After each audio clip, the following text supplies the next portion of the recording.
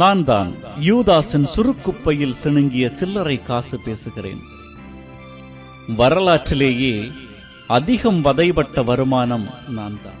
காரணம், நான் துரோகத்தின் துருப்புச் சீட்டு, உயிரை கொள்ளியிட்ட வெள்ளிப்பணம்.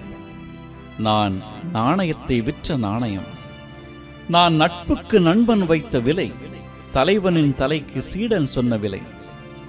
படைப்பு படைத்தவரை பண்டமாற்று செய்கிறது. இயேசு 30 காசுக்கு விற்கப்படவில்லை, யூதாஸ் 30 காசுக்கு வாங்கப்பட்டான்.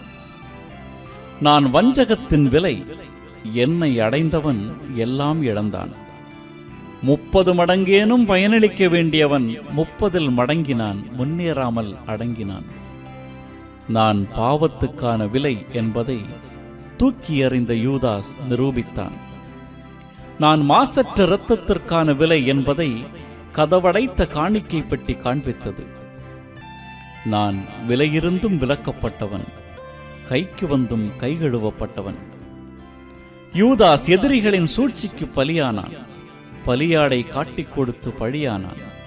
நான் கரைபட்ட கரத்தில் நுழைந்ததால் கருப்பாகி போனேன். பணம் இருப்பவரின் கைகளை பொறுத்தே மதிப்பை பெறுகிறது.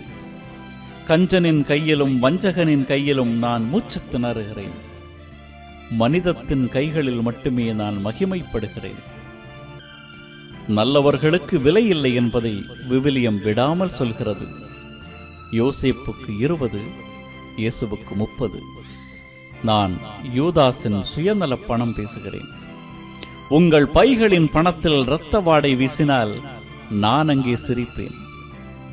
உங்கள் வங்கிக் கணக்கில் வஞ்சகத்தின் வாசமடித்தால் நான் அங்கே இருப்பேன். நான் யூதாஸ் தூக்கி எறிந்த பணம். நான் யூதாசையே தூக்கி எறிந்த பணம். நான் உங்களுக்கு சொல்லும் அறிவுரை ஒன்றே ஒன்றுதான். தூக்கி எறிவதை விட சிறந்தது தூக்கி சுமக்காமல் இருப்பதே.